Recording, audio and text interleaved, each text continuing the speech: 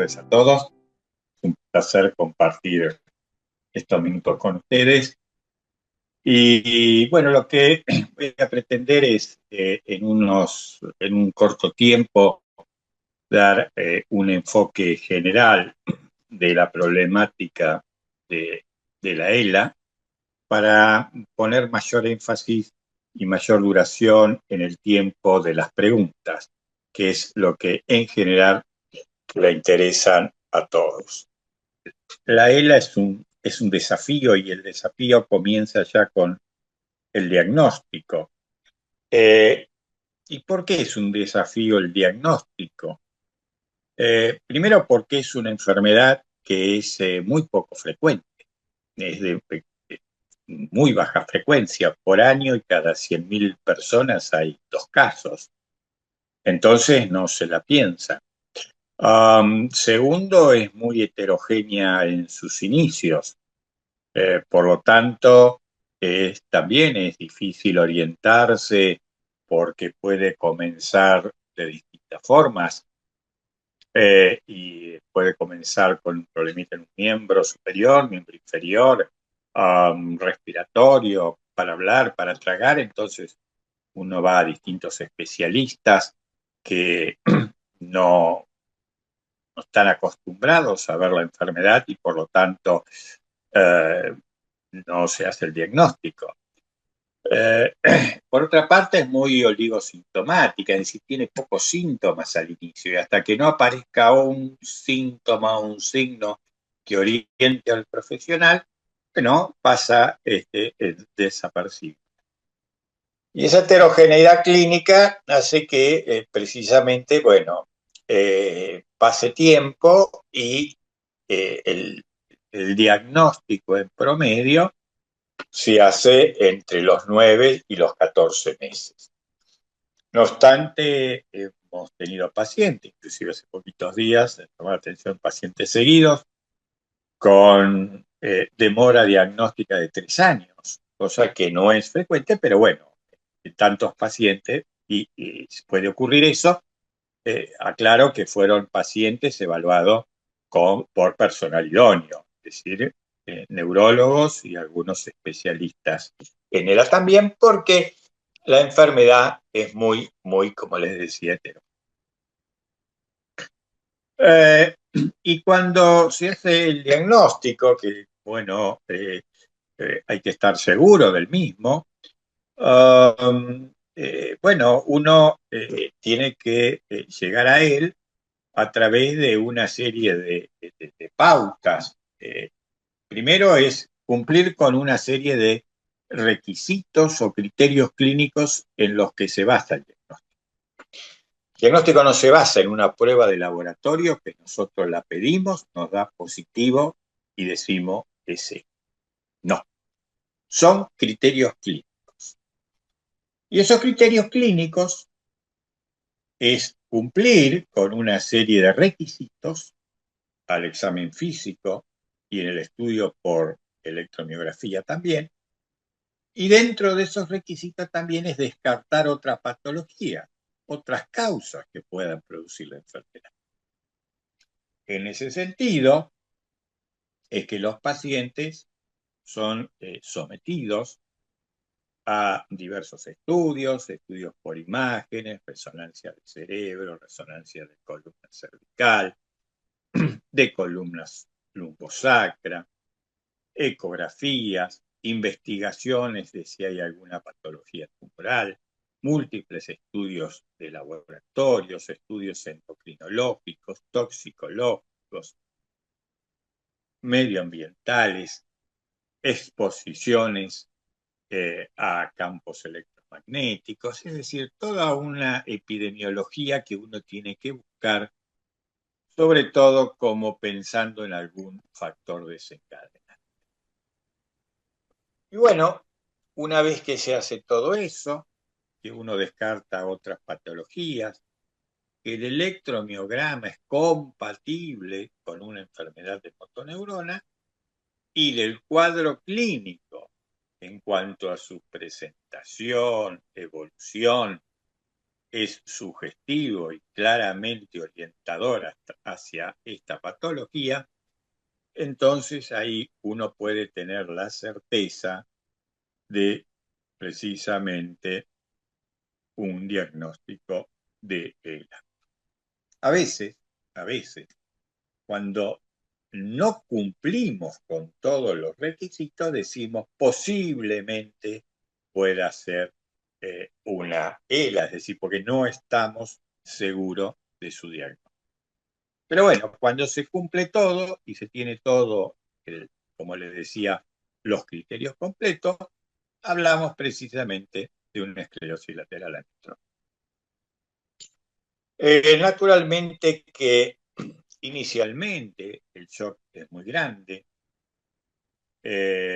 por eso es importante tener el apoyo en etapas iniciales de un psicólogo, del médico, sobre todo que vaya acompañando toda esta situación, de la familia, que es la que siempre está, y a partir de ahí inmediatamente ponerse a trabajar para hacer que la enfermedad evolucione de una forma más lenta y con mejor calidad.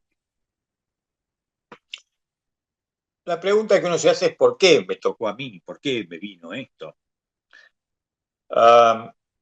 Esa pregunta es la del millón. No, no la sabemos. Es muy probable que la presencia de algún factor genético sea el mecanismo por el cual se produce la enfermedad y que quizás factores medioambientales sean los que gatillen y pongan en marcha todo este proceso. Claro, como es una enfermedad muy rara, hay muchas limitaciones para su estudio. Hay muchas limitaciones porque al ser poco frecuente, los estudios epidemiológicos de todos los factores medioambientales, factores clínicos, bueno, se encuentran bastante, lograrlo es de una manera muy dificultosa. Hay una situación que en los últimos años se ha dado, que comenzó en realidad ya por el año 1993, que es el aspecto genético de la enfermedad, y digo 1993 porque se encontró la primera alteración en una proteína de un gen que codifica una proteína que se encuentra alterada en la ELA, que es la superóxido dismutasa, tiene ese valor histórico de ser la primera, y a partir de ahí empezaron una serie de genes a estudiarse y a precisamente ir evaluando distintos mecanismos de gatillo de la enfermedad. Pero imagínense ustedes que esta es una situación sumamente compleja porque, claro, se han encontrado distintos genes. Un gen lo que hace es interviene en la formación de una proteína.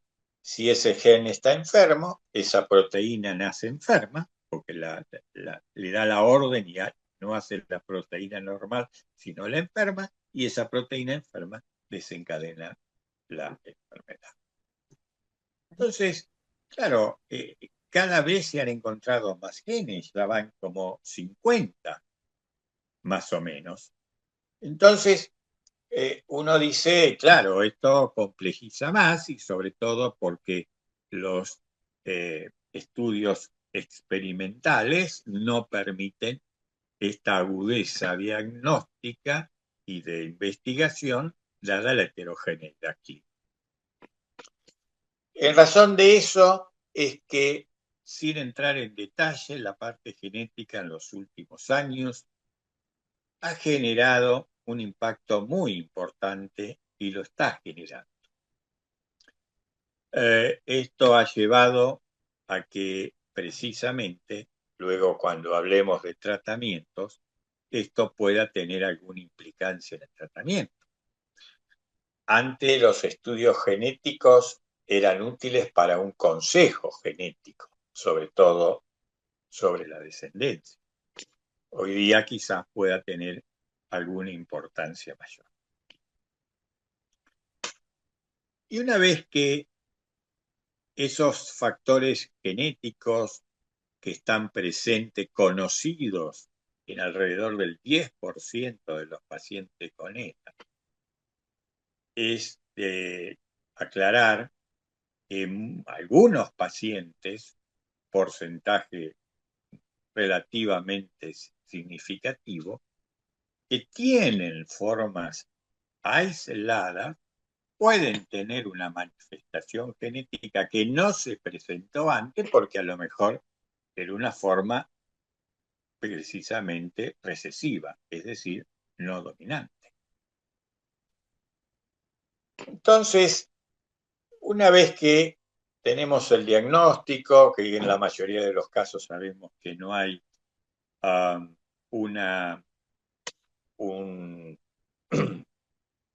la mayoría de los casos no hay una base de conocimiento familiar de la patología, comenzamos con los planes de tratamiento. Y el tratamiento en general abarca distintas áreas. Podríamos decir que la primera área son aquellas medicaciones que son específicas para la ELA, donde tenemos las aprobadas y las que están en estudio. Luego tenemos aquellos medicamentos que uno da para los síntomas que acompañan a la enfermedad. Y finalmente el tratamiento no farmacológico. Yendo a lo primero, es decir, al tratamiento en el cual se inicia la enfermedad, bueno, la droga más empleada, que seguramente todos conocen y la que tienen todos los pacientes y que se encuentra en el mercado desde el año 1996 aproximadamente, es el Riluzole, ampliamente conocida, que lo que hace es enlentecer la evolución de la enfermedad. Esta medicación debe ser controlada inicialmente por el médico para ver el efecto adverso y después, bueno, se va continuando el tratamiento viendo la evolución y el control de la. En el año 2017, la FDA aprueba una segunda droga que había sido aprobada previamente en el 2015 en Japón para la ELA, que es el edarabone, una medicación que tiene quizás un efecto antioxidante, pero su mecanismo de acción no es muy conocido, que se administra por vía endovenosa y que se hacen determinados ciclos de tratamiento, se ve la respuesta. En general, de acuerdo a los estudios iniciales, los pacientes que tienen mejor respuesta son aquellos con una evolución de la enfermedad inferior a 2 años y una capacidad vital mayor del 80%, es decir, un buen funcionamiento respiratorio.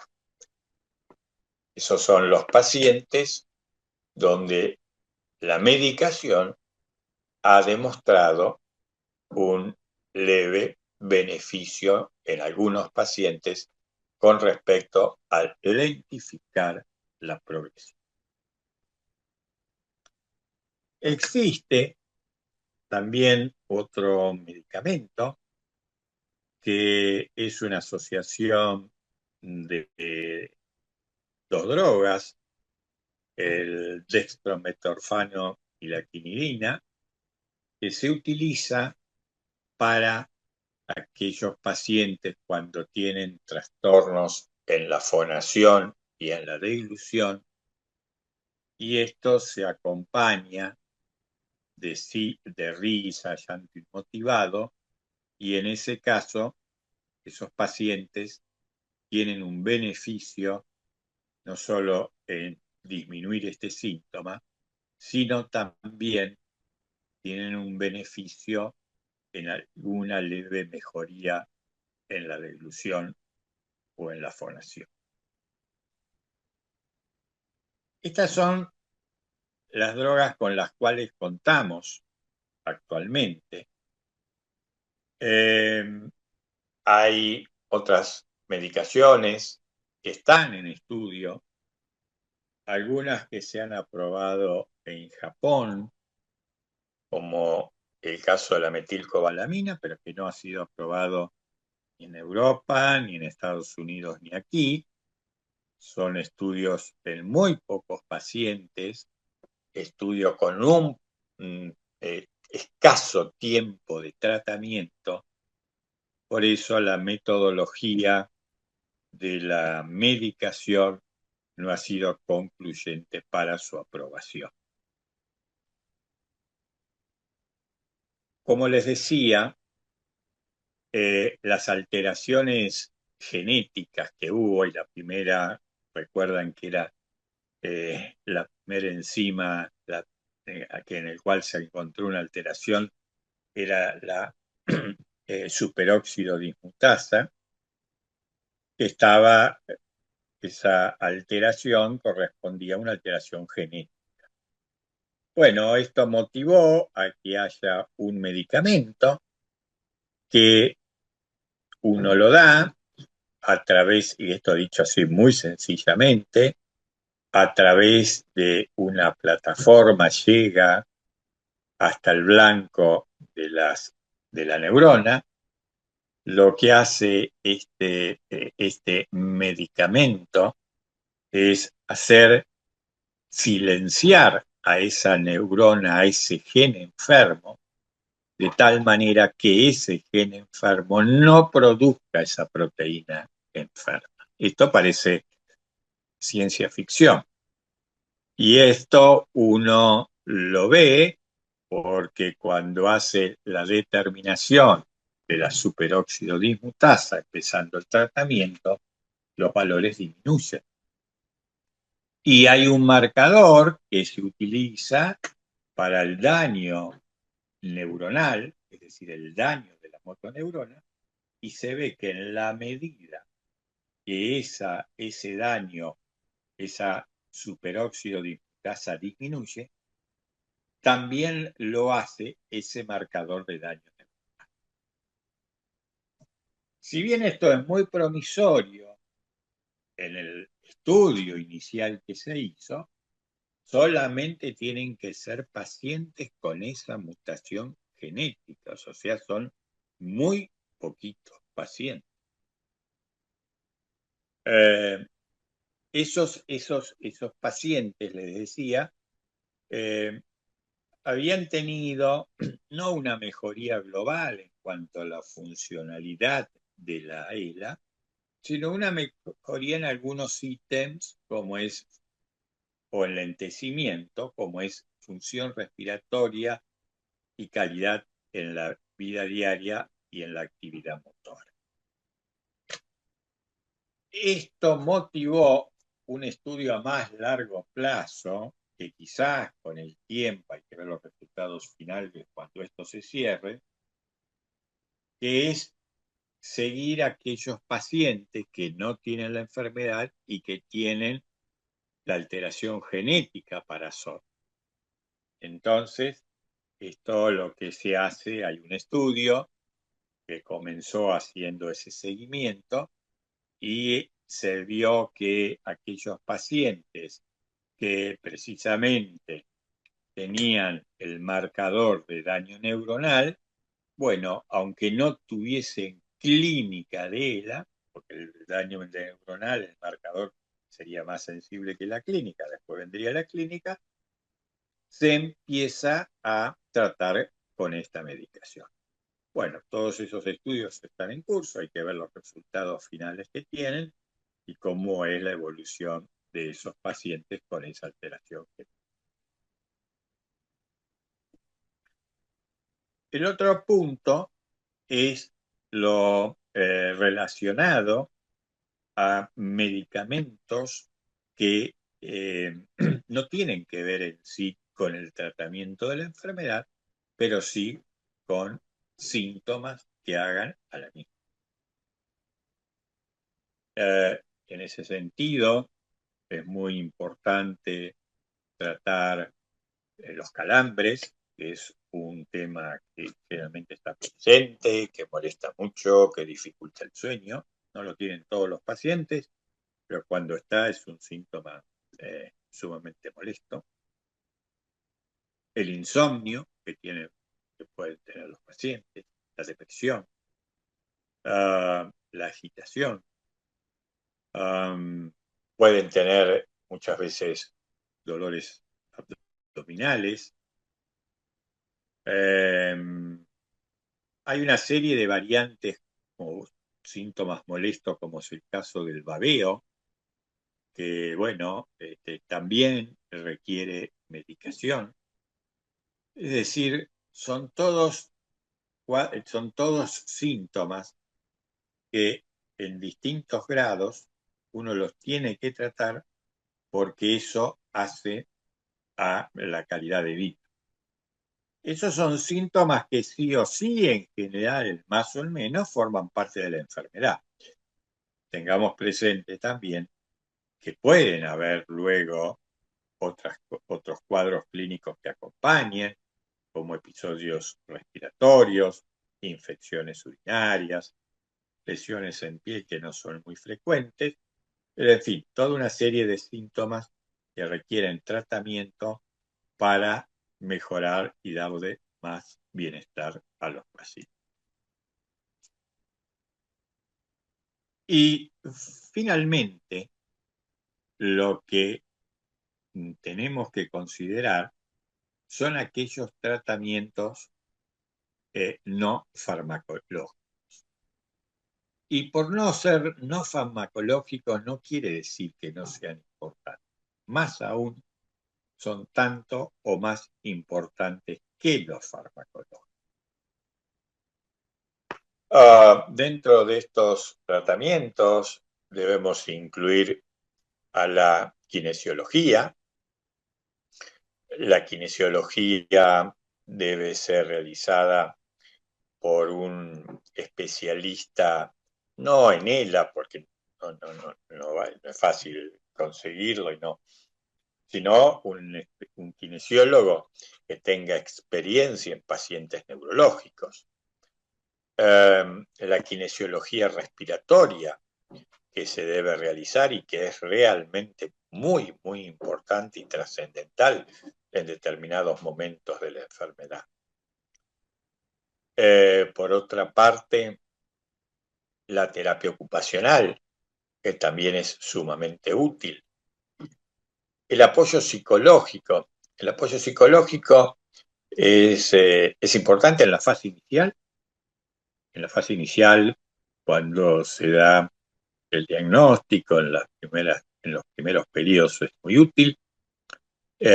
Después también durante el seguimiento. Esto depende mucho, claro, del paciente y de cuán permeable es realizar un tratamiento psicológico y también del enfoque del profesional, que sea un enfoque práctico y dirigido especialmente al soporte que requiere el paciente. La parte nutricional no voy a hablar, ya tuvieron una charla sobre ese tema y obviamente ha sido manejado en profundidad. También es importante el apoyo fonoaudiológico. El apoyo fonoaudiológico debe ser realizado y controlado con el paciente cuando comienza con los síntomas fonatorios o deglutorios. Eso va a permitir dar todas aquellas medidas para que el paciente pueda tener mayor independencia en la función fonodeglutoria. Esto se da en una serie de... requiere también la evaluación a través de algunas medidas generales de diagnóstico, como que pueden ser clínicas, viéndolo el profesional que tiene experiencia, o ayudados por elementos complementarios de diagnóstico, como el caso de la videodeglución, que habitualmente uno lo puede pedir en etapas iniciales para tener un punto de partida de la función deglutoria. Todo esto también requiere el apoyo de profesionales médicos para otras funciones. La presencia del neumonólogo es importante para los estudios respiratorios. El examen funcional respiratorio, la espirometría, debe realizarse cada 3-4 meses y eso nos va a permitir saber cómo está la función respiratoria, las medidas que uno puede ir dando, precisamente con distintos estudios, que ya les digo, la espirometría es el más común, pero también se pueden hacer oximetrías nocturnas, se puede hacer polisomnografía, se pueden hacer una serie de estudios que también avalan el funcionamiento respiratorio. La parte de enfermería la voy a dejar de lado, no porque no sea importante, es trascendente, pero va a haber una charla al respecto. El clínico debe formar parte, el médico clínico debe formar parte del equipo médico. Cuando aparece una intercurrencia clínica, en general cualquier enfermedad neurológica, pero la ELA por supuesto no es la excepción, la presencia de una intercurrencia clínica es como que acentúa el cuadro neurológico. ¿Qué digo intercurrencia clínica? Hay un paciente que tenga una neumonía, que tenga una infección urinaria, que tenga una deshidratación, que le baje el sodio, etcétera, etcétera. Eso también es como que produce una debilidad mayor, que, bueno, cuando se trata, por ahí puede retroceder y volver a su estado basal. Todo este combo, así estos yo se los doy como una enunciación de cosas. No he entrado en detalle en ningún punto. Esto es profeso para que, bueno, ustedes lo pregunten en base a lo que les interesa, y esto sirve simplemente como un menú de inicio para que se orienten y les permita hacer las preguntas que consideren necesarias. Buenas noches, Osvaldo. Bien, sí, yo lo que le iba a consultar, que es lo que hablaba recién, es el tema de los espasmos musculares. Por ejemplo, mi madre sufre, cuando yo la siento, los espasmos en la pierna. ¿Eso hay alguna medicación, algo? A ver, puede tener distintos, hay que verlo el cuadro, ¿no? Por supuesto. Una de las cosas es que puedan ser calambres lo que tenga. El calambre es contractura y dolorosa. Si eso ocurre, bueno, el tratamiento puede ser desde magnesio, que si es intenso no le va a hacer nada, o bien utilizar la quinina, el circonil, que es Sí. realmente una medicación que para el calambre es realmente útil y es beneficiosa. Lo otro que puede tener también es espasticidad. A ver, ¿cómo te explico? La espasticidad es cuando el músculo está duro, no está flácido, sino está duro. Es si vos lo querés mover y tenés resistencia.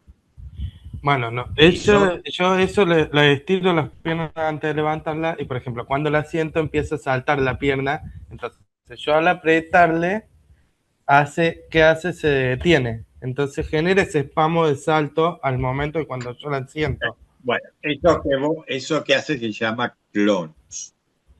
O sea, eso es lo mismo que viste los reflejos, como tienen los pacientes los reflejos que vos golpeás y salta. Bueno, Sí, eso es un equivalente. Eso es un equivalente. Por ahí, seguramente, si tiene clonus, es decir, hace este movimiento la pierna, el pie. sí, Por ahí a lo mejor tiene espasticidad y es útil utilizar otra medicación tipo baclofeno y oresal. bien. Eso no te lo... no es para que se lo des, eso lo No, tiene que no, pero hablar es el para tener médico, una porque si idea vos para hablar con el médico. eh, claro, es revisar al paciente. Bien. Y bueno, yo, por ejemplo, para el tema de dolores uso el Calmador Plus y uso aceite de cannabis al 100% CBD, que ¿Está al bien? principio es porque si no siempre en pastillas le molestaba, le hacía mal al estómago. Entonces le agregué Sí, sí, con sí. cannabis, uso eso, el té de yuyo de pasionaria, fui viendo, averiguando para no siempre darle medicación. No, no, no. Pero Yo del cannabis no hablé de ese tipo de terapias, pero es muy utilizado. Es utilizado para el dolor, es utilizado para la... Inclusive hasta para la espasticidad también. sí, Por ahí puede yo, mejorar un poquito. Pero no hay estudios que lo avalen, Santi, por pero se usan y está bien si lo utilizan. ejemplo, lo uso más que todo en el horario que ella está en la cama o a la noche. Claro, claro. Porque aparte también actúa como un sedativo, tranquiliza. Eh, y aparte de otra cosa, cuando ella está acostada a la noche, entonces me queda más práctico por el tema de no sentarla para darle una medicación para tomar si tiene algún dolor o algo. Entonces lo uso para ese sentido. Me busqué, moví, conseguí uno bueno, ¿no? Que es 100% CBD. Entonces me ayuda y le ayuda a ella al momento de descanso y de dolores, cuando ella está Perfecto, acostada y por ahí es más complicado darle por los líquidos. seguro, seguro. Así que no, pero más que todo Perfecto. era bueno el cannabis, Preguntale coso esas dos y el cosas. espasmo. Que Bueno, por eso, preguntale de esos dos medicamentos. No te puedo decir cuál porque no lo veo, o sea que ahí no te puedo decir. Por no, los no, sí, síntomas sí. que vos me contás, No, pero lo tiene que ver el médico y pasa es la que sugerencia que yo te hago según lo que tenga. Por ahí el médico me dice, no, no tiene ni esto, tiene esto. Bueno, bueno, eso es lo que él vea. Mi acá sugerencia es donde por yo vivo no hay tanto para poder hablar de este tema. La neuróloga la tengo a 90 kilómetros, viene una vez al mes y conseguí turno cada 3 meses, acá donde yo vivo. Entonces claro. se complica ¿Dónde, muchas cosas. Yo vivo en dónde Morteros, viví? Córdoba. Morteros, Córdoba. Ajá, está bien, está bien. Entonces más complicado Está para bien. muchas cosas sobre el ELA y bueno, me fui capacitando por No, eso. por supuesto. Pero ahí sí te consultaba, así Perfecto, yo ya perfecto. directamente lo puedo hablar bien. Está. Hace, Gracias. hace, hace esa consulta. No, por favor, Santi, haz esa consulta en base a esos dos Vale, medicamentos, que es lo que ves. gracias. Que le va a servir. Ay, buenas noches, Osvaldo. Mira, la pregunta Hola, mía, ¿qué tal, hola, Mónica? ¿Qué tal? mira, aquí ¿Qué bien tal? desde Santiago de Chile te hablo. Mira, yo tengo ¿Qué un hijo tal? que tiene ELA y siempre me he comunicado con Sebastián acerca de las charlas y todo, y un gusto escucharlo. Y mira, la pregunta mía que tú hablaste acerca de los medicamentos, y me quedó la duda, ¿cómo se llama el remedio que es usado para la salivación y para ayudar a la deglución? Mi hijo está ya va a cumplir 4 años con ELA, tiene 41 años, y los remedios que tú dijiste los ubicaba perfecto. Usa el baclofeno para los espasmos y para los clonus, y también algo para Exacto. los dormir. Sí, pero en esa parte estoy como un poco en Bueno, debe en saber te qué comento, remedio. la medicación ¿Ya? es una asociación, te cuento, es una Ajá. asociación, acá se usa mucho, es una asociación de dos medicamentos que el nombre comercial aquí es Gorfetan y la asociación es destrometorfano más quinidin. Son dos Ya. medicamentos. Ya. Para preguntarle aquí al doctor de mi hijo. ¿Ah? Quimidix. Claro, esa sobre todo va con los trastornos deglutorios y más ¿Ya? aún si tiene lo que se denomina risa y llanto inmotivado. No, ese no Es tiene aún. decir, Ese no tiene ese síntoma. Sí. bueno, esos pacientes con eso son candidatos a esa medicación. Pero Ya. bueno, que él es una orientación para que lo evalúe naturalmente porque tiene. ¿Qué ocurre con los pacientes con esta enfermedad? Son muy distintos todos, ¿me entendés? Son muy Sí. distintos, Sí, Mónica. Entonces, esto es así. ¿Eh? sí, son muy distintos. Cada uno tiene sus típicas cosas y como Eh, sus características, sí. Así que, pero exacto, esa era como la pregunta más, y bueno, y como el exacto. joven preguntó Así que, hartas cosas de su mamá, también tomé hartos tips para los calambres, lo que le ponen los masajes de quinina y todo eso. ¿Mm? Así que yo creo sí, que esa sí, es la pregunta que Circonil más. se llama acá. Es muy, muy bueno. Para los calambres es muy, muy bueno. Químico, Circonil se llama acá en Argentina. circonil se llama ahí. Ya, El nombre perfecto. comercial es Circonil. Ya. Perfecto. Ahora le doy el pase a otro que quiera preguntar. Mucho gusto en conversar con ustedes. Que Bueno, un estén muy gusto. bien. Igualmente, gracias. Bueno, igualmente. Gracias. Bueno, buenas noches. Mi pregunta, la verdad, Bueno, me da un poco de gracias. vergüenza porque las otras fueron mucho más importantes, digamos. Lo mío es muy sencillo.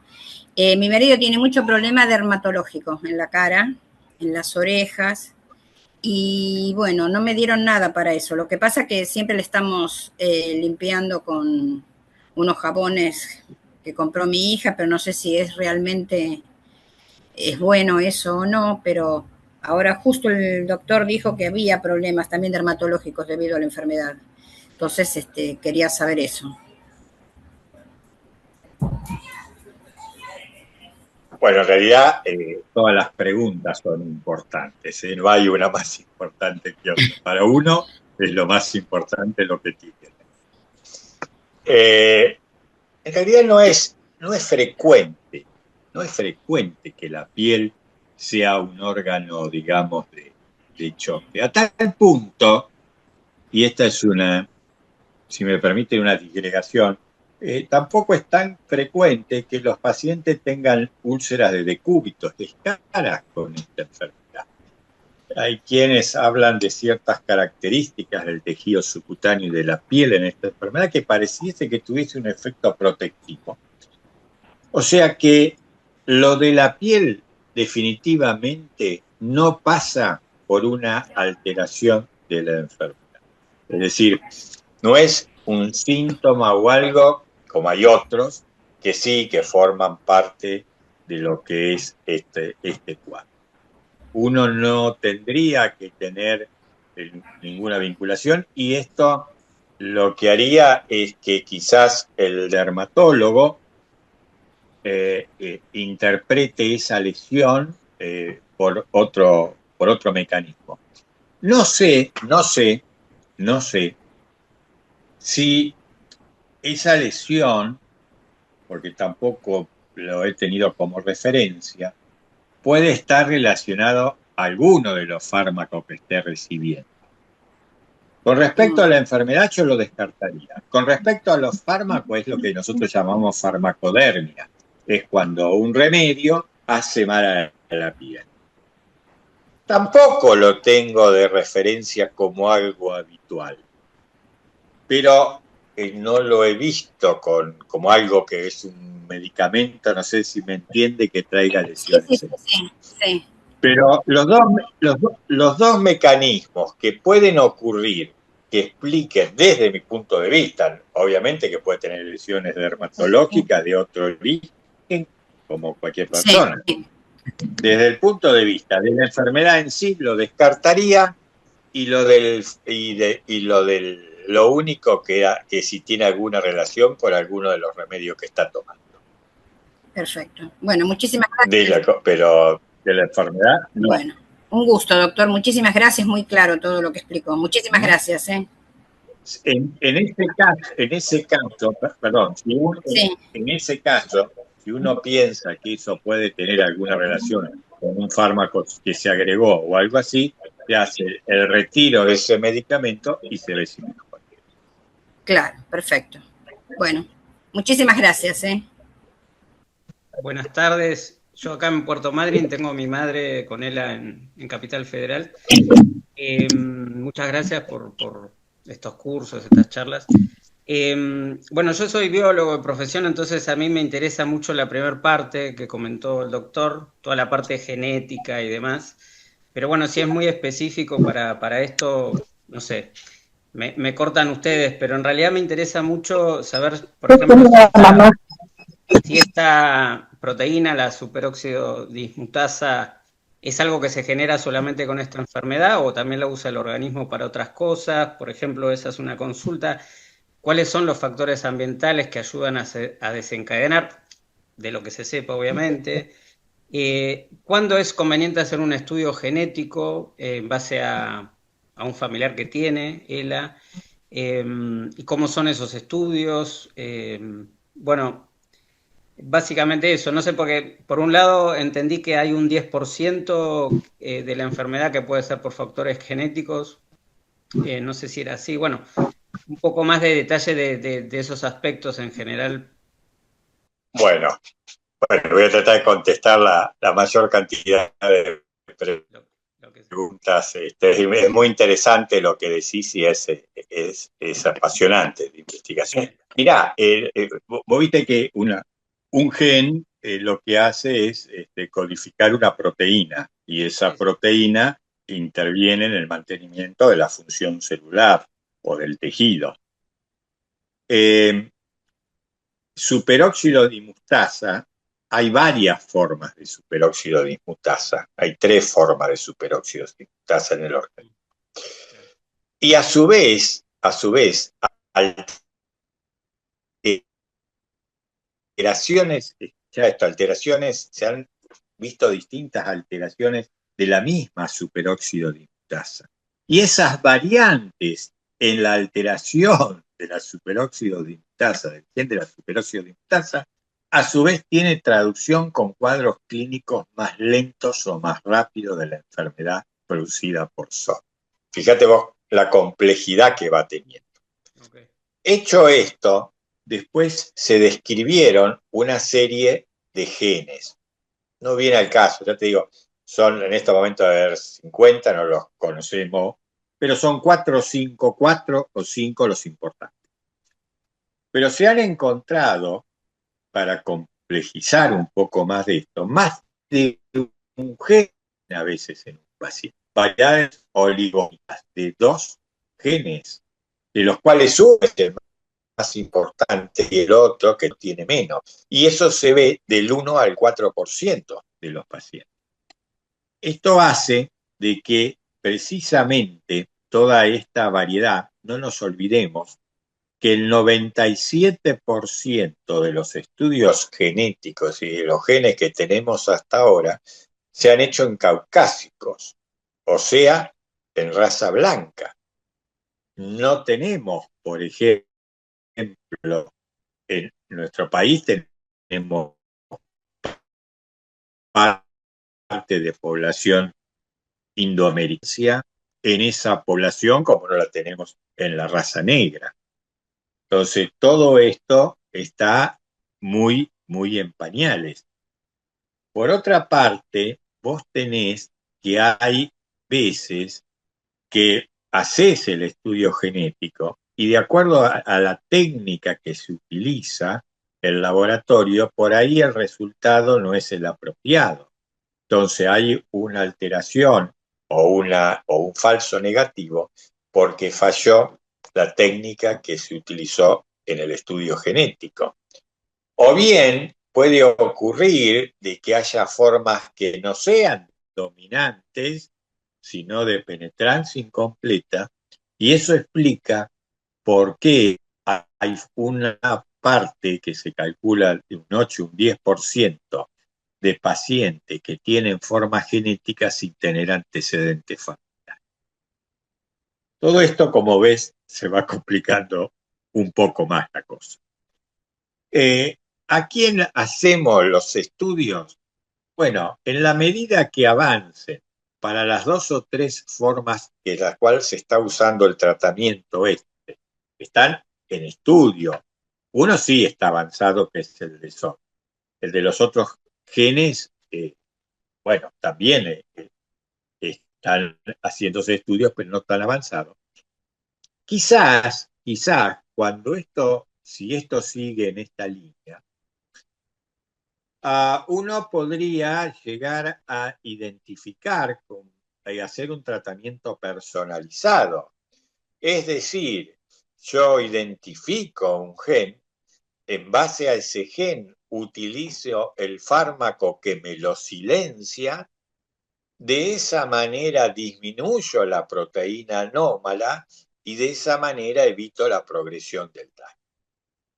Eso sería lo racional y lo que inclusive también en patología oncológica uno podría llegar a hacer. Ahora, esto naturalmente que es una hipótesis. Hay otra hipótesis, ya que sos biólogo, te lo comento, que muchos consideran que la ELA tiene un componente priónico.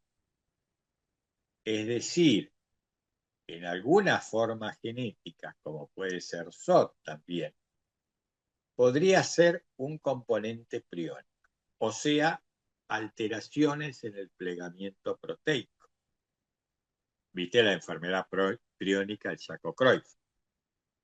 Entonces, eso explicaría por qué la enfermedad avanza por contigüidad en la clínica. Empieza focal en un miembro, pero avanza por contigüidad, o avanza hacia el mismo miembro de ese lado, o avanza hacia el miembro superior o inferior del lado ese también, porque avanzaría por contigüidad. Es decir, estos comentarios te lo hago por tu inquietud en el tema, pero son cosas estas novedosas que están en investigación. Y algunas hipótesis también de lesión celular. No sé si contesté parte de estos, si no es avanzar en cada uno. No, sí, muy interesante. Estoy tratando de leer algunas cosas también. Con respecto a los factores medioambientales que nombrabas, porque... medioambiental, perfecto. Muy bien, eso me olvidé de contestártelo. Creemos en nuestra familia que mi madre, antes de esta enfermedad, justo antes, los 2 o 3 años anteriores, tuvo muchos temas de estrés por un boliche que le pusieron al lado de la casa, que casi no dejó dormir a toda mi familia, etcétera. Bueno, hubo muchos problemas con eso, denuncias, cuestiones legales con los vecinos, y creemos que tuvo que ver eso, ¿no? Pero bueno, nada, qué sé yo. Entonces, si tiene algo que ver con temas de estrés, porque también leí que hay algo de unos nódulos de estrés en las neuronas y qué se sabe al respecto, digamos. Mirá, los factores, esos son factores desencadenantes. Es decir, ninguna persona por estrés hace este cuadro. Entonces se buscaron factores desencadenantes diversos, muchos tóxicos, plomo, porque el plomo produce algo parecido a la ELA, pero es distinto. Se han vinculado con tumores, se han vinculado con alteraciones endocrinologicas, se lo ha vinculado, viste, con la exposición a campo electromagnético, líneas de alta tensión, se lo ha vinculado mucho con herbicidas, pesticidas, órganos fosforados, órganos clorados, que también producen lesiones periféricas, pero no se ha encontrado, digamos, un factor que sea desencadenante definitivo. Están planeados estudios internacionales epidemiológicos en grandes poblaciones, porque como sabéis, al ser muy chiquitito el grupo de pacientes, no tenés una población grande como que tenga impacto todos los factores medioambientales que pueden influir. Todos estos se han investigado, se han estudiado, pero no se ha encontrado una relación. Y con el estrés pasa exactamente lo mismo. ¿El estrés es un favorecedor de patología? Sí, claro, el estrés disminuye las defensas. La presencia del cortisol disminuye la función linfocitaria, o sea que eso pasa con cualquier patología infecciosa, la que sea, ¿no? Eso, obvio. Sí, sí. Ahora, en esto que esté demostrado, no está. ¿Qué tal? Bueno, yo soy Rocío, estoy desde Formosa, mi esposo tiene ELA, tiene diagnóstico hace 1 año y medio, de julio del 2024. Ella, Sebastián, me conoce porque molesto bastante. Bueno, después tengo un montón de preguntas que me las hago yo todos los días. Seguimos frente a una enfermedad poco frecuente. Nosotros vivimos en Formosa, una provincia chica con pocos habitantes en relación al resto del país, y tenemos demasiados casos de ELAs acá. Son muchísimos. Yo todo el tiempo me estoy enterando de casos nuevos. Yo no puedo creer que sean 2 o 3 cada 100.000. Yo creo que hay muchos más. Yo nomás aquí conozco por lo menos 10 casos vivos y otros que ya se fueron. Entonces ya no sé cómo se toma esto. ¿Por qué no hay? Bueno, sí, no hay inversiones para hacer estudios, supongo. Yo sigo todas las publicaciones que hay en Chile, en Brasil, acá, pero bueno, no tenemos mucho. Mi esposo le hicimos 2 veces el estudio genético porque él tiene su abuela materna tuvo ELA, así que yo pensé que él tenía un ELA genético y resultó que no tiene ELA genético. O sea, un examen se hizo en Rosario hace 1 año exactamente y nos vino el resultado negativo. Y en julio mandamos todo el estudio a Fleni. En noviembre me dieron el resultado y me dicen que tampoco tiene. Lo que sí que se encontró en él, dice que tiene se reveló una variante de significado clínico incierto en el gen SPG11. NM025137, bla, bla, bla, bla, que predice el cambio de aminoácidos PTRP 1455 y siguen los numeritos y letras. O sea, evidentemente hay algo, pero que todavía no se tiene noticias de qué se trataría, pienso yo. Entonces, como que seguimos con un ELA esporádico. Nos siguen tratando de esa manera, o seguimos nosotros bajo esa forma, ese formato, digamos. Bueno, mi esposo él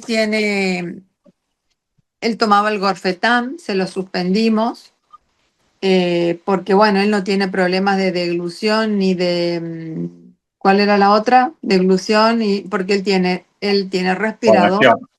Sí, y ni de fonación, porque él está con respirador y no hace fonación. Y tiene también botón gástrico.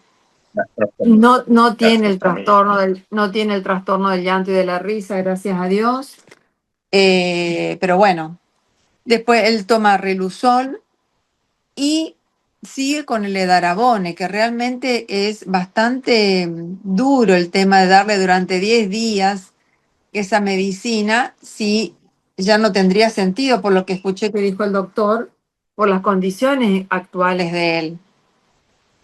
A él en un año después del diagnóstico le avanzó muchísimo la enfermedad, mucho.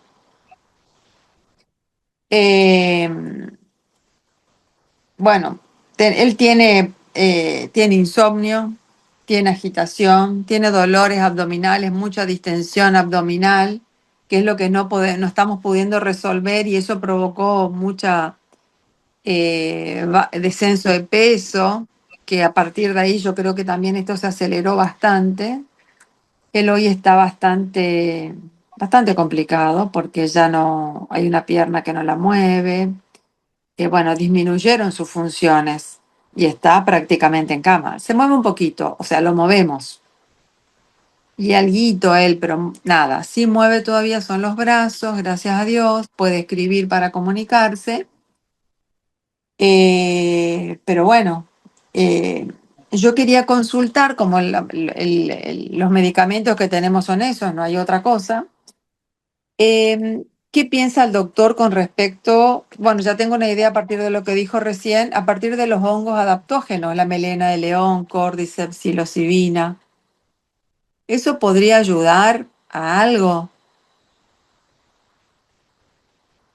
Bueno, dos o tres comentarios en base a su apreciación. Sí. Su primera observación, he observado yo también en el interior, en una población de Misiones, me llegó de una población chica con varios casos de ELA, que era, por supuesto, superior a lo que uno actúa en base a lo que uno dice por extrapolación. Entonces, evidentemente, en ese lugar de Misiones debe haber algún factor genético, seguramente, que debe estar produciendo esa cantidad de casos. Quizás en algunas partes del interior, a lo mejor eso mismo puede ocurrir, y explicaría por qué hay, si es que existe, una incidencia mayor de la observada en otros lugares. Con respecto a esa alteración que usted dice que le encontraron en el estudio de su esposo, hay alteraciones genéticas que uno no sabe qué impacto tiene y si tiene valor patogénico eso. ¿Qué quiere decir? Si esa alteración genética es realmente responsable de la enfermedad. Eso por ahí no se sabe. De algunas sí se saben y de otras pueden ser asociados algunos casos, y que si eso no replica, uno no sabe si esa asociación, esa alteración, tiene o no una implicancia como factor capaz de producir la enfermedad. Si fuesen otro tipo de anomalías genéticas definitivamente conocidas, ahí uno ya le da el valor realmente del tipo de alteración que tiene. Con respecto al edarabone y la utilización, esto por ahí lo tiene que charlar con el médico de cabecera, el médico tratante y el médico que más conoce a su esposo, que es el que lo viene llevando todo este tiempo. Como yo le decía, la indicación corresponde a ese caso, a lo que yo le acabo de decir, que fue lo que expliqué antes, que fue las características que tuvo la droga durante el estudio. Yo he trabajado bastante con el edarabone, inclusive antes de acá saliese a la comercialización. seguíamos los pacientes. Y he tenido pacientes que han recibido de la ONE durante 6, 7 años. Le doy como ejemplo máximo, como ejemplo extraordinario me refiero, no como indicación. Como ejemplo extraordinario una colega, una médica. En realidad uno lo va viendo, ¿sí? No es una pastillita que damos, es una medicación que al ser endovenosa no hay vías, hacen flebitis. He tenido pacientes que terminaron internados por complicaciones sépticas de flebitis. Es decir, no es gratuito inclusive la vía de administración.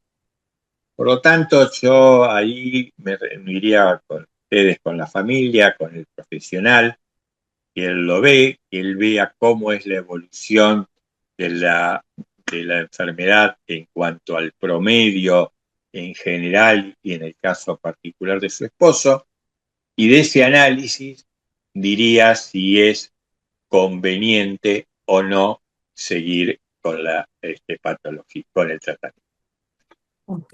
Hay en muchos lugares que las obras sociales lo retiran por ese motivo y lo dejan de dar. Y en otras obras sociales siguen aplicándolo. Eso también es a veces un límite, porque la determinación la toma alguien de un escritorio. Pero bueno, en este caso lo importante es charlarlo con el médico, que él vea si a criterio de él retrasó algo, si no retrasó, al menos hacerse un ciclo, o sea, 6 meses. Eso sí, Sí. En 6 meses reevaluarlo y ahí definitivamente decir. Y lo último está relacionado con distintos tipos de tratamiento no convencionales. Sí. Yo ahí lo dejo a criterio, mientras no haga mal, el paciente le doy la libertad de que utilice todos los elementos a su alcance. ¿Por qué les digo esto? Porque no hay estudios controlados. Imagínese si con las drogas, que hay estudios controlados, tenemos estos resultados con algo que no tenemos controlado, ¿qué veracidad podemos tener en eficacia? No sé si me entienden. Sí. Entonces, no la tenemos. Entonces, como no tenemos esa veracidad para que yo le diga, sí, esto va a pasar, bueno, es que el paciente lo haga siempre y cuando no sea nocivo para el paciente. Está bien. Doctor, y una última pregunta. De la cantidad de ensayos clínicos, líneas de investigación que hay actualmente en todo el mundo, porque realmente hay mucho, son diferentes líneas que se está estudiando. ¿Hay algo que esté más avanzado, que esté más, sobre todo para el ELA esporádico? Porque yo el año pasado, la asociación nos compartió unos videos con distintos científicos, uno de Estados Unidos, otro creo que era de Reino Unido. El de Reino Unido hablaba justamente del Tofersen para yo entendí esto, ¿no? Que se está analizando o estudiando el Tofersen para ser aplicados en ELA esporádico y también en Parkinson y Alzheimer, decía, porque era un consorcio que se había formado. No sé si yo entendí mal, quise entender eso, quise No. prenderme de esa esperanza. No, es solamente para SOP, nada más. Es para ese tipo de paciente. Y para el ELA esporádico no hay nada. Sí, no. Bueno, esporádico o genético se tratan con... El genético también recibe el mismo tratamiento. O sea, el genético recibe Darabone, recibe... Pero todo usted, recibe. Es decir, de hecho, sí. No, mire, yo lo que decía... hay drogas. Sí. No, lo escucho usted. Hay distintas drogas que se están utilizando, inclusive, no las digo porque están en el comercio, ahora hay 2 o 3 drogas que tienen otras funciones y que se están haciendo estudios. que eso dicen que va a ser más fácil, lógicamente, porque son drogas que ya están en el comercio y que tienen otra indicación. Eso ya pasó con ELA y con otros fármacos, que después se dejaron de aplicar. Es decir, por ejemplo, si yo quiero probar la aspirina, es mucho más fácil porque la aspirina está en todos lados, se consigue, hacemos el estudio. No digo para que reciban aspirina, Sí. pero bueno, las que yo le digo son medicamentos que están en el ¿Usted mercado. se refiere, doctor, al Prime C? Al Prime C, Bueno, que con un antiinflamatorio y un antibiótico. sí, Ah, sí. sí. Ese es uno, se han hecho con otros antiinflamatorios también, se han hecho con corticoides, pero no hay evidencia que se haya. Ahora lo único que está aprobado es en Japón, una droga que es la metilcobalamina, pero no está aprobado ni en Estados Unidos, ni EMA en Europa. ¿Cómo se llama? Y bueno, esto hay que ver después. Metilcobalamina. No lo había escuchado. Sí. Pero los estudios no tienen evidencia. Hay un estudio que, bueno, es muy flojito de papeles, digamos, ¿no? Sí. Bueno, creo que pero bueno, hay algunas que, digo, hay algunas y que son conocidas, pero no con estudios terminados. Y Sí, después doctor. de la parte genética siguen las distintas líneas. Ujú, está bien. Y la última cosita que le pregunto, usted dijo para las calambres, magnesio, circonil o quinina, ¿puede ser? El circonil es la quinina. Ok. Bueno, yo por mí está todo. Es muy bueno para los calambres, ¿eh? Ese sí que, porque mejora mucho. Buenísimo. Bueno, doctor, por mi parte le agradezco muchísimo, me aclaró bastante. Hola, buenas noches. Yo soy acá de Plaza Winkle, provincia de Neuquén. Bueno, también con el tema de médicos estamos bastante escasos. Tenemos que viajar a Capital, o bueno, en su defecto, hicimos una consulta en Fleni también, pero mi pregunta es la siguiente. Mi papá tiene una edad, tiene 74 años. Es decir, tiene que ver la edad en que avance más o menos según la edad, por ejemplo, en una persona de 40 años a 74 años, o es según el organismo. Eso por otro lado, por un lado. Por otro lado, bueno, nosotros estamos en una localidad que tenemos una destilería, tenemos planta de metanol, estamos básicamente a 40 kilómetros de Vaca Muerta. Sí, por ahí también pregunto, ¿no? Porque uno se hace preguntas de decir por qué le pasó esto. También para considerar que estamos, bueno, con estos venenos. Y si el Gorfetán, mi papá empieza ahora con Gorfetán, si se ve la mejoría o se intenta probar para ver si hay mejoría, no sé si me explico. Resulta, eso quiero decir, da resultados el Gorfetán. Mi papá tiene todo lo que es la parte de deglución y, bueno, y foniatría. Es eso. Bueno, te contesto. Con respecto a la progresión de la enfermedad, eso es individual de cada paciente. Hay pacientes que tienen una evolución un poco más rápida, otros un poco más lenta. Las formas que empiezan más jóvenes por ahí pueden ser un poquito más rápidas, pero no hay una línea en cuanto que uno pueda definir por la edad solamente la progresión de la enfermedad. O sea que ahí no tenemos un factor ni en un sentido ni en otro. Con respecto a esos factores ambientales y estando a 40 kilómetros, yo te diría que en principio no. Pero como comentaba en el caso anterior... Perdón, nosotros en la planta, si la planta de la planta de metanol la tenemos a 1 kilómetro. Tenemos, aparte de la planta de destilería a 1 kilómetro, tenemos también todo lo que es hidrocarburos a 40 kilómetros. Bueno, te cuento, me ha pasado de que he atendido, bueno, visto de todos los pacientes, que de un lugar había 2 o 3 casos y que, bueno, probablemente a lo mejor sí tenga algún factor. Lo que habría que estar es atento a que si no aparece algunos otros casos dentro de ese medio. Porque si está tu papá solo, bueno, no podemos atribuirle nada porque entra dentro.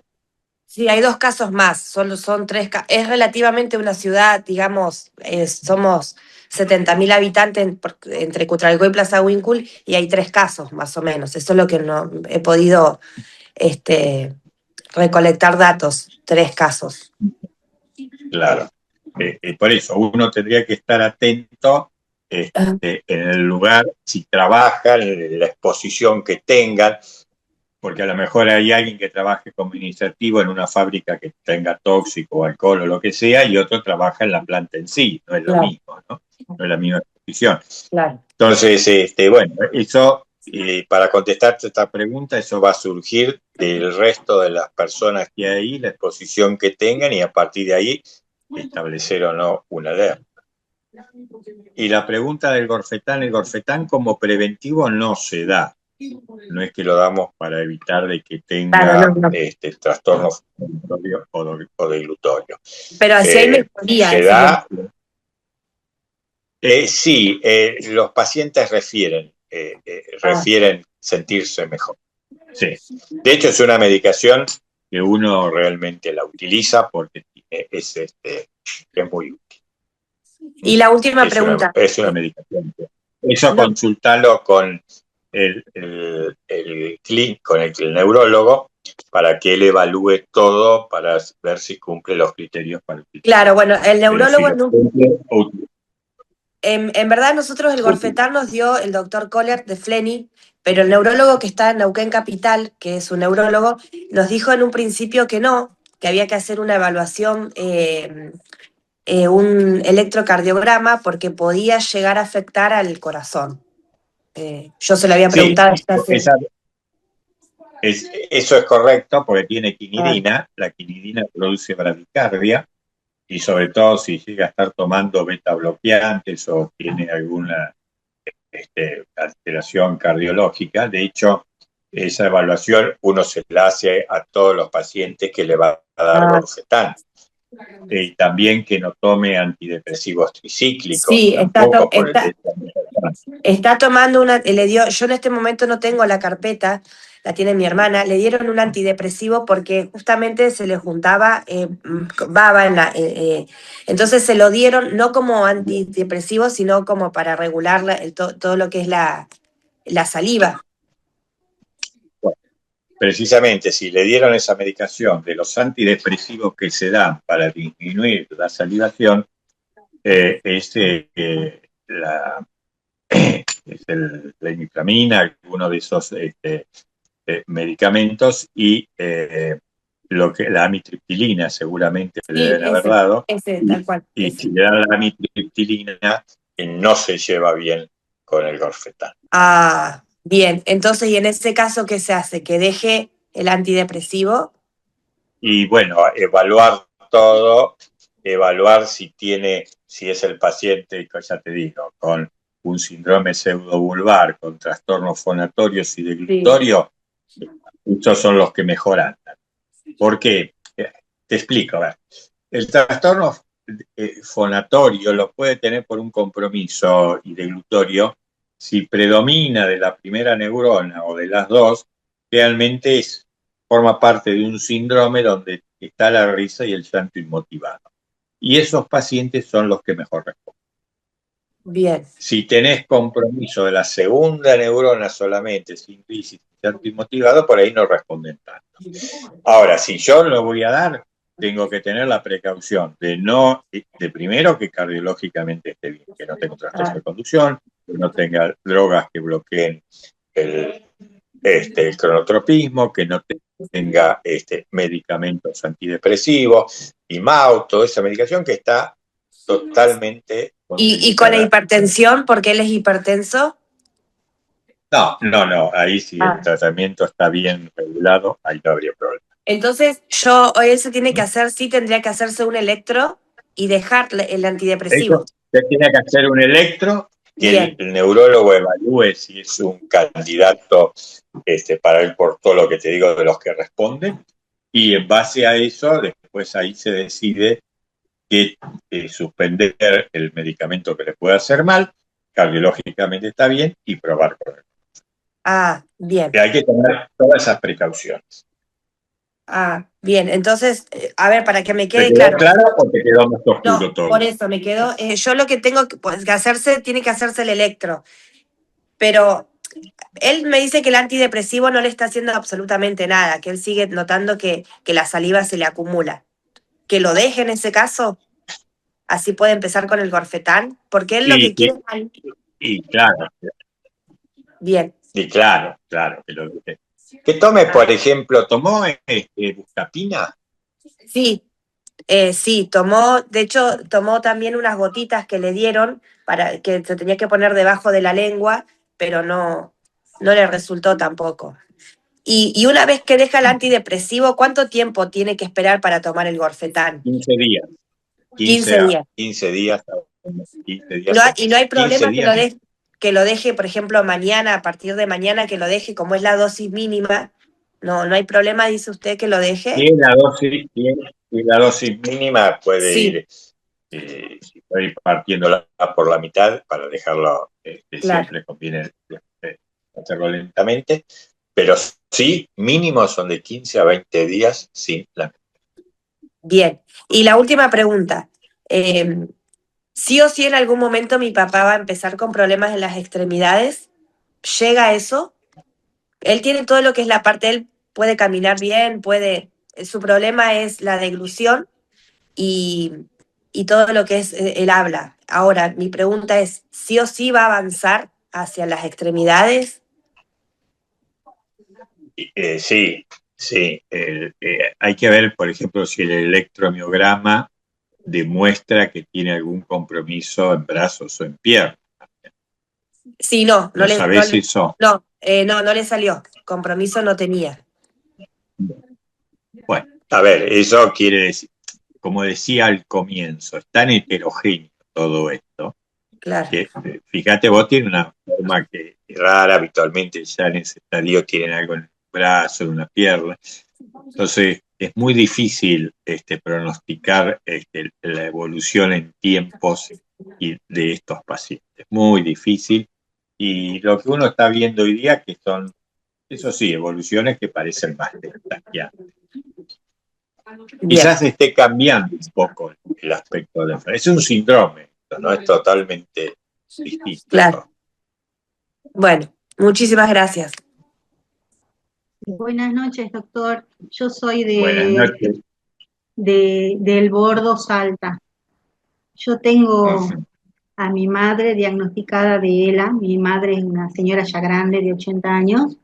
El diagnóstico se le hizo el 26 de enero y antes del diagnóstico anduvimos como 2 años por un montón de médicos hasta que realmente se le diagnosticó con la clínica y el electromiograma. Ya se le habían hecho varios electromiogramas y ahí le salió compromiso lumbosacro y cervical. Cuando fuimos por primera vez, cuando llegábamos por fin al neurólogo que pudo diagnosticarla, ella ya había perdido la movilidad de la pierna y pie izquierdo. Bueno, se le pidió el Riluzol y el médico nos dijo que volviéramos cuando tuviéramos la medicación. No nos dio mucha información, solo nos habló de lo que era el ELA, pero no sobre las complicaciones que se iban a ir presentando. Al día de hoy no tenemos la medicación porque está en trámite y ella ya está perdiendo la movilidad de la pierna derecha y no duerme por las noches porque ella siente presiones en el pie, en el empeine. ¿Sí? no duerme, obvio nosotros no dormimos porque solamente le hacemos masaje y con eso ella logra conciliar el sueño. Quería saber qué podría dársele para consultarlo con el cardiólogo de ella, que es con el que más tenemos confianza nosotros. Mire, en realidad la enfermedad, bueno, está evolucionando, por lo que usted dice, son 2 años y algo de evolución. La medicación tiene, si va a recibir seguramente el Riluzole. Tiene que hacerse estudios de clínicos, de función renal, cómo está el riñón, cómo está el hígado para dar Riluzol. Tiene que hacer estudios cardiológicos. Entonces, todo eso porque a la edad de su mamá siempre hay una serie de patologías concomitantes, o vasculares, o pulmonares, o cardiológicas. Entonces, todo eso hace que por ahí es peor dar el medicamento que no darlo, o Claro. nos hace un efecto. A ella le hicieron una espirometría y todo bien. Y Está bien. control cardiológico le hicimos y bueno, ahora está tratando de manejar la presión el doctor porque se le subió la presión. Pero bueno, ella estaba con el enalapril 10 de hace muchísimos años, ya con la edad que tiene ya tendría que haber cambiado hace rato, ¿no? Pero como le digo, ya cuando consigamos la medicación, volvemos al neurólogo para que nos dé los pedidos del perfil hepático, perfil renal y todas esas cosas. Claro, hacer todo eso. Es preferible tener todo eso bien antes que empezar una medicación sin tener toda esa información, porque va a ser peor si uno comete un error por no haber diagnosticado otra cosa que podía haber hecho mal en su respuesta, que el tiempo que uno puede ganar en iniciar un tratamiento con Riluzol. Eso definitivamente es así. Y después, bueno, para los síntomas, eso uno trata el síntoma independiente de la enfermedad. Eso sí, hay que tratarlo para que ella esté bien. Ahí no hay que esperar el Riluzol, ni la medicación, ni nada. Es decir, si tiene dolores, tratar los dolores. Si tiene insomnio, darle algo para que descanse la noche. Si tiene calambre, darle para los calambres. Eso lo puede hacer. Inclusive eso puede ir con como tiene dificultad por ahí con el neurólogo, por cercanía o demás, esas cosas las puede manejar con él. Y que el clínico le dé esa medicación. O sea, lo neurológico, cuando hacemos toda la evaluación, sabemos que está seguro que la puede recibir y con la intervención del neurólogo. Lo clínico, que es lo que le va a dar confort ahora, que lo vea el clínico para que le haga las recetas y todo, de la medicación para tratar esos síntomas que el clínico los puede hacer también. Sí, doctor, No ella está espere tomando por el al momento neurólogo. la gabapentina, pero no le hace nada. Sigue con esa presión que tiene en los pies, sobre todo en el empeine, que no la deja dormir. Sufre mucho de dolor, doctor. Pero lo que pasa es que ahí le cuento. El dolor tiene distintas causas y según la causa es el tratamiento. Ella le están dando gabapentin. Si la dan gabapentin es porque piensa el médico, el neurólogo, que tiene lo que nosotros llamamos un dolor neuropático. No es calambre eso es dolor neuropático. Entonces, el dolor neuropático es distinto. Si tiene un calambre le doy una cosa, si tiene un dolor neuropático es distinto. Si le doy el gabapentin, que es una buena droga y que es una medicación que en realidad es muy bien tolerada, tengo que llegar a dosis de por ahí 1 gramo 200, o sea, 1200, 1500. Por ahí a la vez está con 100 o 300 y eso no le va a hacer nada. No sé con qué dosis estará ahora. está con 100. No, con 100 por 200. día. Hemos subido a 200, sí, por día. Bueno, es una baja dosis. Es una baja dosis. Eso chárlelo con el médico. Yo no le digo de acá que lo haga porque no estoy con el paciente y no lo conozco. Pero antes de sacar el gabapentin, uno tiene que llegar a una dosis óptima de gabapentin. ¿Sí? Entonces, por ahí hay que llegar a 900 o 1200. No es que va a tomar 9 de 100 de golpe. No, eso se va escalando despacito.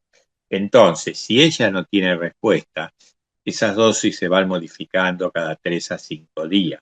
Por lo tanto, háblelo con su médico, dígale que con esta dosis no anda bien, qué plan le hace para aumentarle la dosis, ¿correcto? De esa medicación. Bien, bien, doctor. No le digo otra medicación porque no desconozco el caso, pero de esa medicación si el médico decidió que ese es el tratamiento, tiene que llegar a dosis óptima. Entonces, háblelo con él, que él le diga, mire, dele esta cantidad ahora y haga esto. Pero antes de sacarlo, hable con el médico para que le ajuste el tratamiento ese. Bien, doctor. Y eso no hágalo para darle confort ahora, no para no espere más adelante.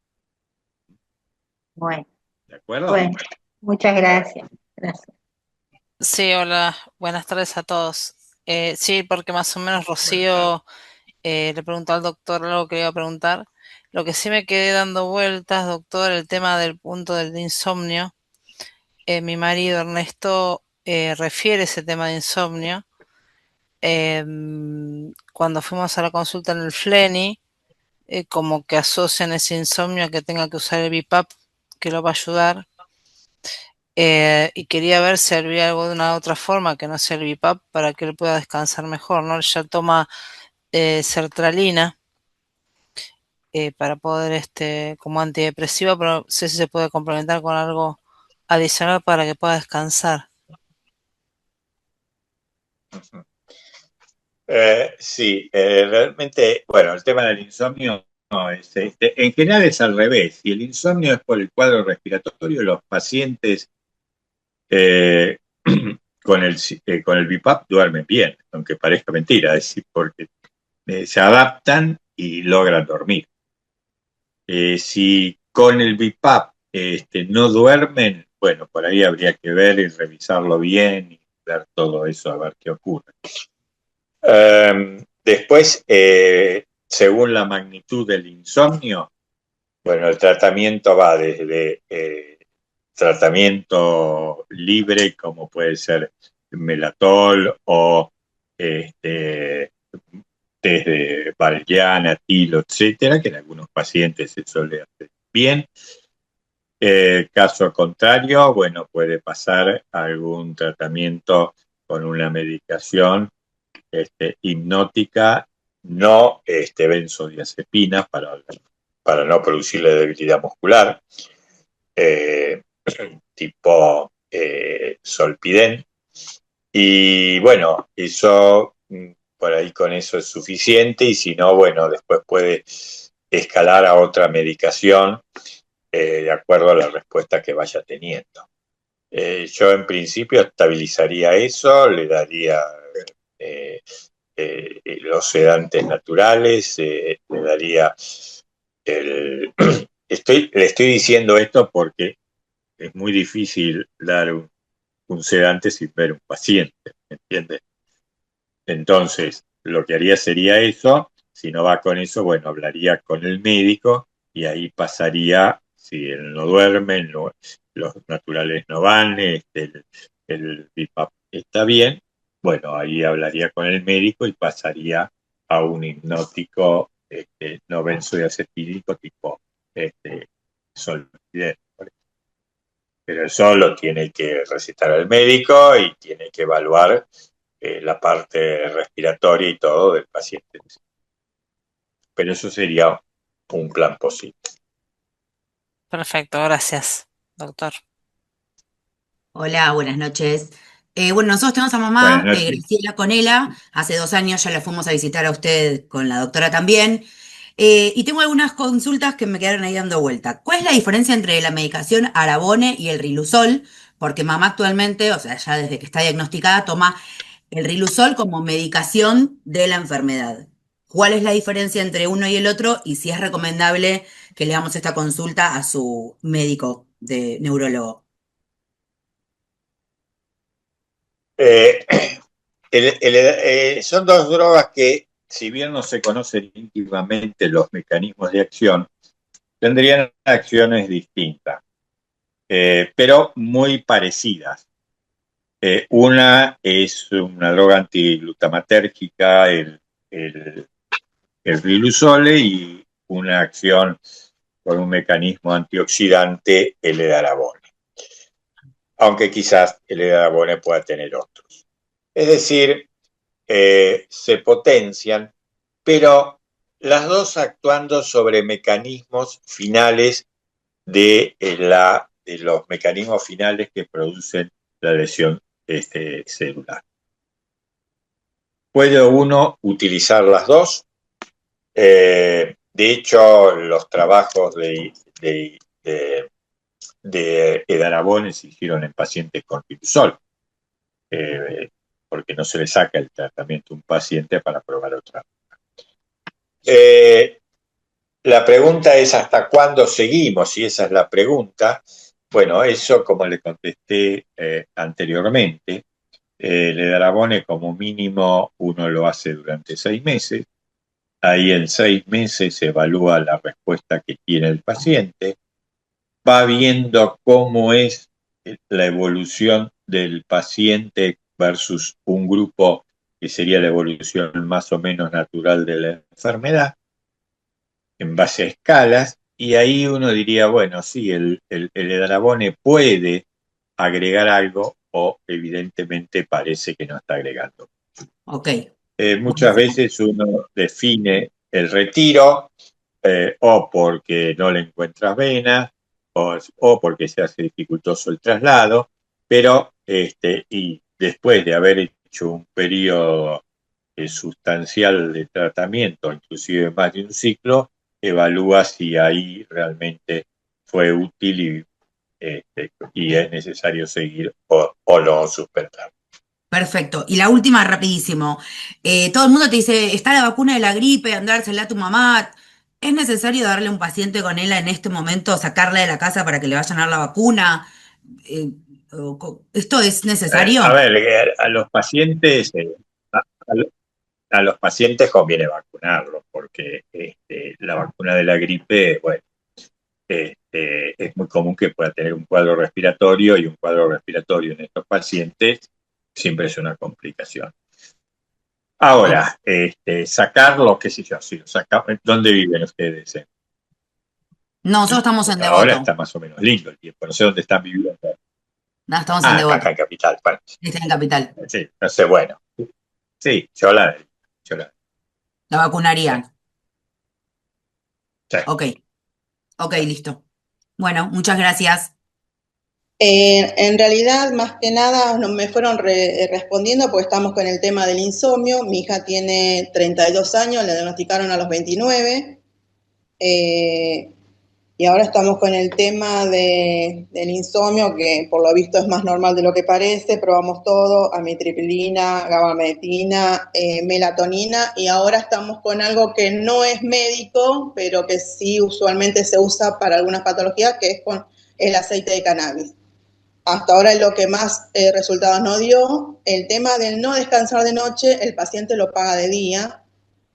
A veces parece que estuviese más débil de lo que es, y en realidad es por no descansar.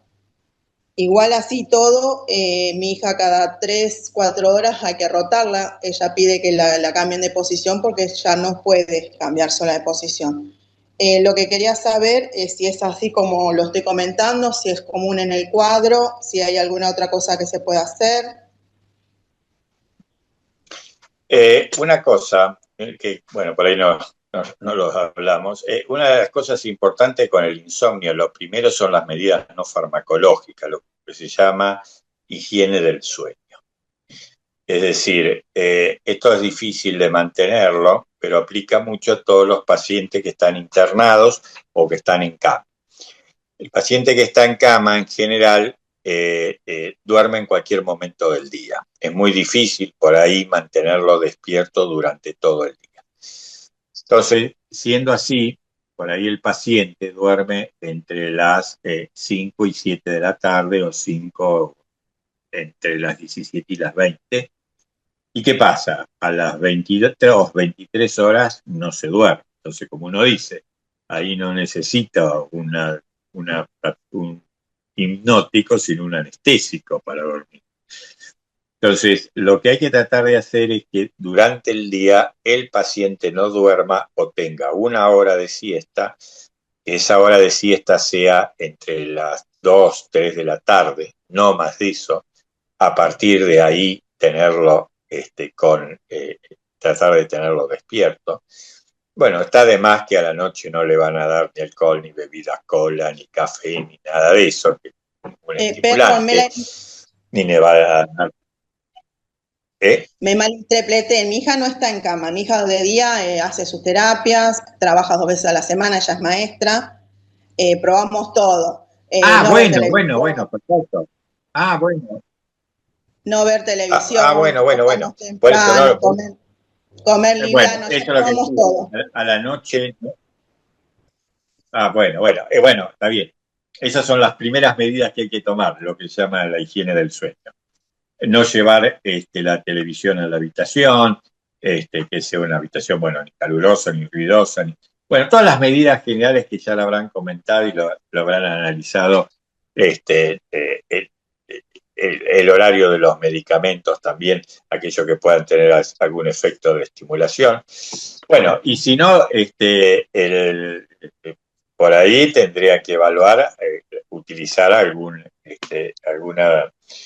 medicamento, ya le digo, tipo Solpidem o algunos de esos, pero eso hay que ver, la función respiratoria, cómo está ella y a ver qué es lo que le ahora la tiene un poquito, comprometida.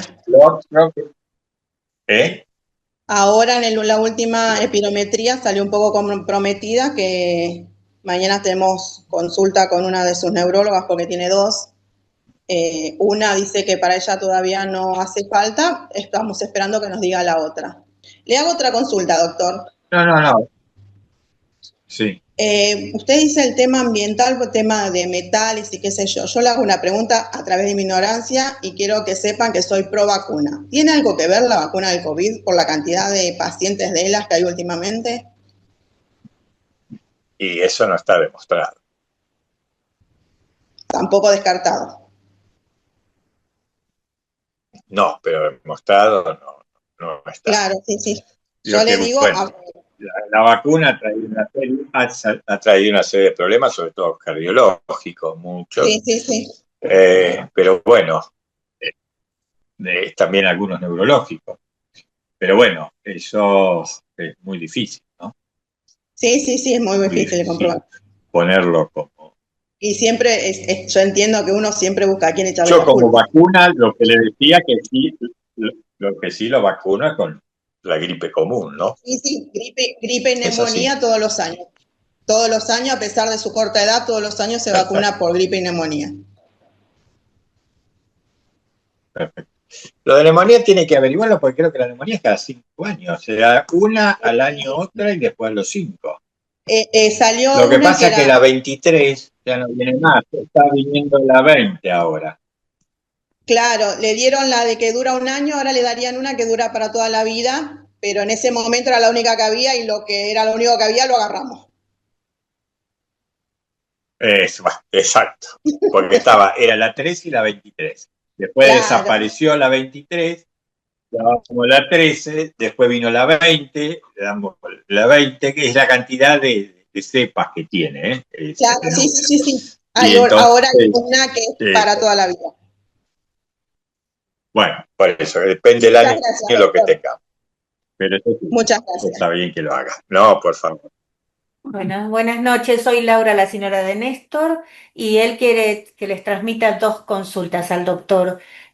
Una es que él usa BiPAP, usa máscara para dormir y se le junta mucha baba y eso hace un ruido dentro de la máscara y no puede conciliar el sueño. Esa es una pregunta. Y la otra, como toma risperidona ahora no recuerdo, 0,5 y también Neuril de 0,5, esas dos cosas lo toma antes de dormir.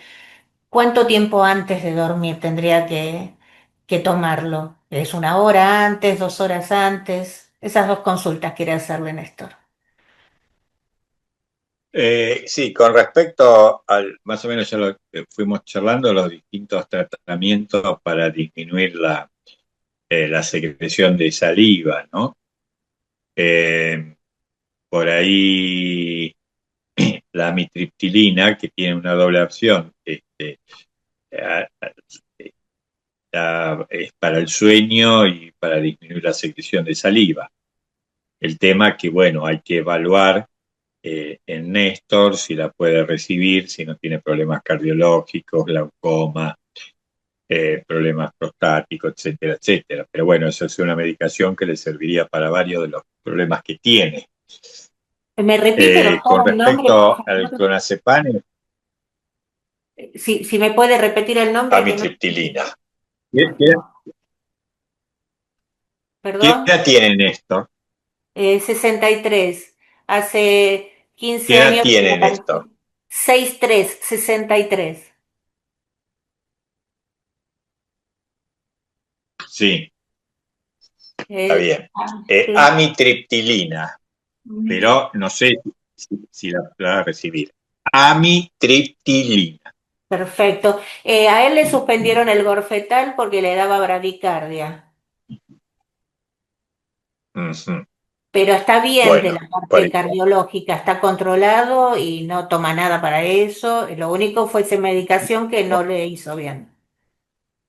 Bueno, esa le va a potenciar y le va a potenciar para dormir, pero bueno, eso tiene que hablarlo con el médico, no haga caso a lo que yo le digo directamente de una porque son orientaciones.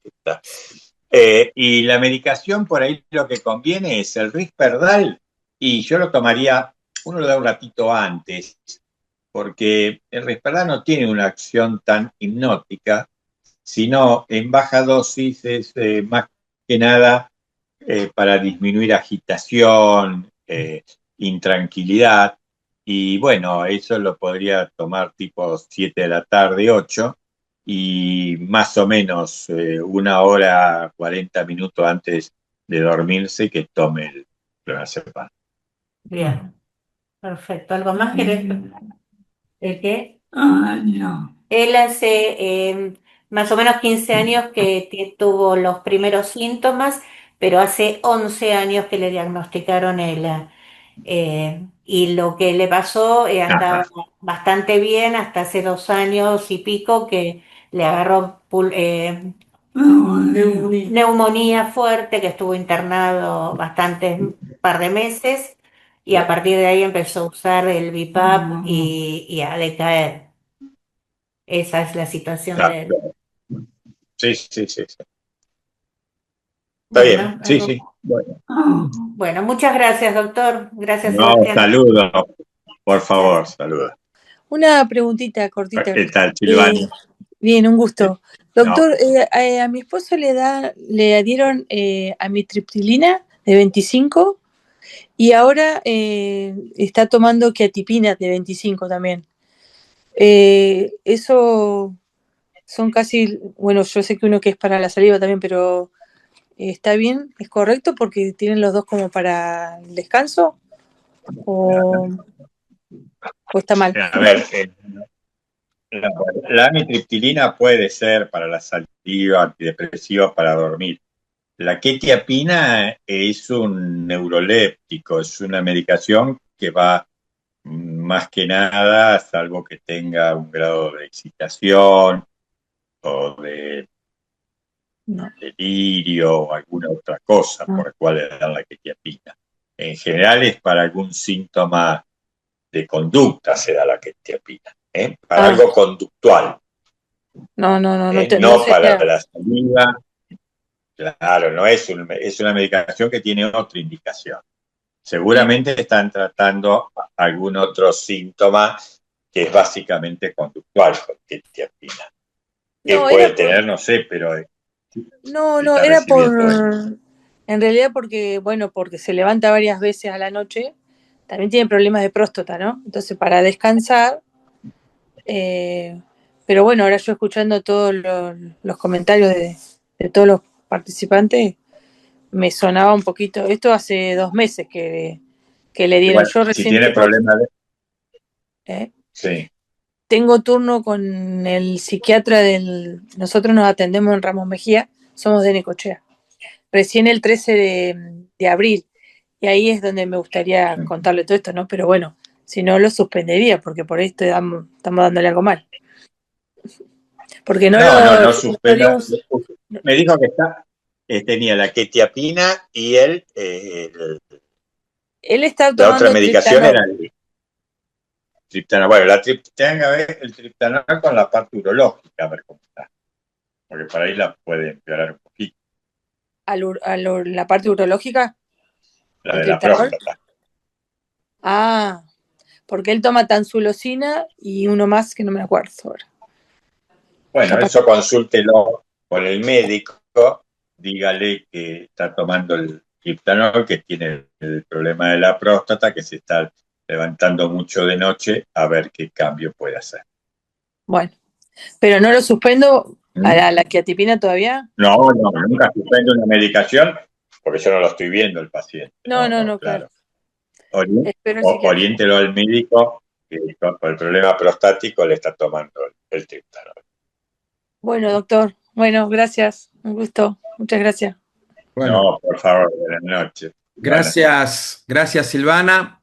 Gracias a todos. Vamos a ir cerrando agradeciendo al doctor Osvaldo Genovese por su tiempo, por su sapiencia, por la paciencia con la que nos responde todas nuestras preguntas. Así que, Osvaldo, como siempre, muchísimas gracias en nombre de la Asociación en la Argentina y en nombre de todos los que participan de este curso. Queremos darte las gracias. Bueno, gracias Sebastián por tu acompañamiento. Gracias a la asociación por la invitación. Y bueno, fue un placer haber compartido con todos ustedes esta reunión. Y bueno, estamos a disposición siempre por cualquier consulta. Que tengan todos una muy buena noche. Gracias. Muchísimas gracias a todos, chicos. Gracias. Buenas noches para todos y nos vemos la próxima. Gracias de corazón.